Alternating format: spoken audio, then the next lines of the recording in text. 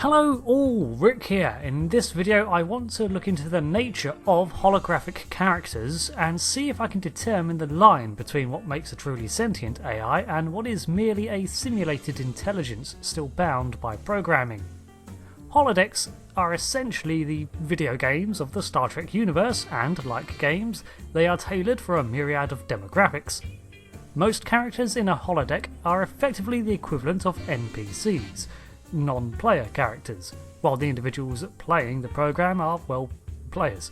These NPCs are programmed to operate as part of the narrative and cannot perform beyond the parameters that the software allows.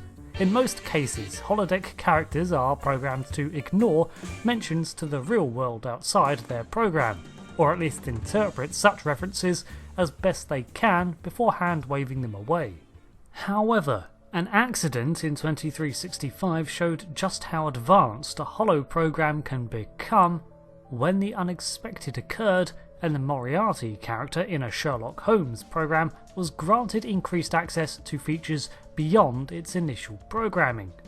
A complete fluke, from what I can only fathom, was a programmer who never expected his holo adaptation of Sherlock Holmes to be compared to a real AI. This resulted in him developing the realization that he was indeed a hologram, capable of accessing the computer's systems. Nonetheless, from the accident came the realization that holo programs can be developed into actual sentient characters, and engineer Louis Zimmerman began to develop his own emergency hologram experiments, beginning with his medical variety, the EMH. We can all see what the Doctor could do over the course of Voyager, and this was down to the central fact that the artificial intelligence of the Doctor could learn, adapt, and more importantly, was granted the ability to alter his own programming. This is sort of uncharted technology for the Federation. In fact, the EMH Doctor took some time before being accepted by the crew as a truly sentient individual. But there is another prominent character that was also aware that they were a hologram, that of Vic Fontaine. But what I want to know is that although he was self-aware, was he on the same level as the Doctor? Because before this we also saw the program of Minuet, who was also aware she was a holo program, but the whole point of that storyline was that she was a fiction. Fontaine, however, earned a special place in the hearts of the crew of Deep Space Nine and played an active role in the lives of several characters. He also displayed his own desires and motivations, but is he still, at the end of the day, a program?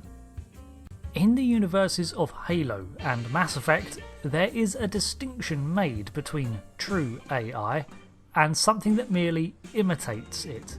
In Halo, dumb AI, or Mass Effect's virtual intelligence, basically are incredibly advanced programs that simulate true sentience, but cannot operate beyond the confines of their programming, while smart AI, like Cortana or Edie, can grow and evolve. So, Vic Fontaine was created by a holodeck programmer called Felix, and made from day one to be aware that he was a holodeck character. He was also programmed to remain a part of his own setting, 1962 Las Vegas, Vic's Lounge, and colloquially and culturally adapted to fit that setting. He had access to long-term memory for aspects beyond his programming too, so that when the inhabitants of DS9 spoke to him, he would remember their interactions.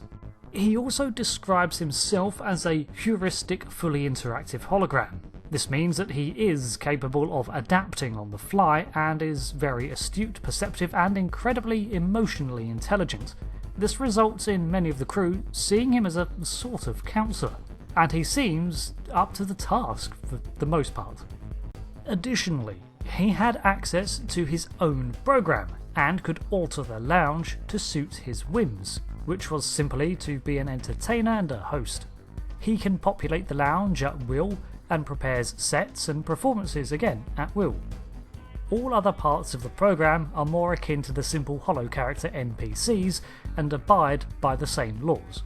They ignore or shrug off references to things beyond their programming. Fontaine can even choose to deactivate himself and refuse to be reactivated at all. He can even have his own program isolated and integrated into other holodeck programs to allow him to effectively travel with the players into other games, all the while aware of his own existence and original setting. A curveball to his abilities comes into play when Felix's Jack-in-the-Box activates and Vic's lounge is taken over by a hostile NPC called Franky Eyes and his mob boss Carl Zemo. And it is in this episode that I think the answer lies as to the true nature of Vic Fontaine. When the lounge is converted into a casino, he is unable to make changes to the program, even though he retains his self-aware state, memories, and his opposition displays none of his special nature. This shows that Vic is indeed still bound by his own program, unlike someone like the EMH Doctor, who can alter his own parameters and, more importantly, displayed a desire to do so. The Franky Eyes program was most definitely still a simple program, a game. Felix said as much, and the evidence in the show falls in line with this. When the players, the crew of DS9, hatch a plan to combat Franky Eyes, Vic Fontaine just so happens to have everything they need to pull it off. He has inside information relevant to the heist, and a convenient stash of money set aside for Cisco's inclusion. It is as if a holo program is reacting to the player's plan and facilitating its completion. Sure, there are hiccups in pulling it off, but what is a game without a little challenge? Incidentally, look to how Franky Eyes treats Vic, and any action that Fontaine attempts to make to the narrative of the program, and how harshly he's treated by his in-universe rival. Then look at the actions that the crew, the players, take, and see how the program allows them to progress the plot. For example, Esri is hired on the spot as a waitress on Odo's suggestion because the holo program treated it as player input.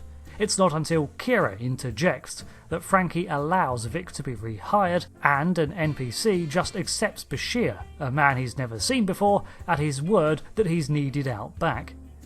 Even in the midst of this large-scale alteration to the program, it is still the Holodecks users that are the focus and the driving force for what is effectively the game. Now, Vic Fontaine ended up meaning a lot to the crew, and was perceived as a friend. To them, this emotional investment was not something to be cast aside. But despite all of this, I think Vic Fontaine is effectively just a very cleverly written, simulated intelligence. His level of awareness, memory, and high emotional perception make him seem far more real than other programs, which ignore anything beyond their programmed understanding. But nonetheless, he is still bound by the confines of his setting, and expresses no desire to grow beyond it, aside from the occasional foray into other settings, at the persistence of those he is programmed to entertain. Now, what is confusing is that in the mirror universe, Vic Fontaine seems to be a real person, flesh and blood, and wielding twin disruptors, which would suggest that the Holovic might actually be based on a real person in the Trek mythos. That and his numerous comments to hanging out with his contemporaries in 1962 Vegas make me unsure if Vic is based on a real singer, in-universe, or a person Felix knows, or even Felix himself. He is an incredibly well-made character, both in terms of the show and in-universe by this mysterious Felix. The line between true artificial intelligence and a sophisticated program is really blurred, and effectively the same argument that had to be brought to light concerning Data, and eventually the EMH Doctor too. So it makes an interesting topic. All I know for sure is that there is a side story I found on Memory Beta where Morn found out about the Doctor's mobile emitter after Voyager returned and wanted to find one for Fontaine for his birthday, unaware that it was a unique item from the far future, and that is adorable. So, unlike the Doctor, Vic Fontaine is only programmed to seem like a truly sentient individual, at least in my opinion, but there is a hell of a strong argument that can be made to oppose this. So, if you agree or disagree, let me know your reasoning below. At the end of the day, he may be a collection of photons and force fields, but he means a lot to the crew, and that's what matters. Just because a character is fiction doesn't mean that they can't matter to someone. I mean, look at the whole premise of this video, and the aid Vic Fontaine provided to Nog, Odo, Bashir, Kira and many others. Thanks for watching this video on Fontaine.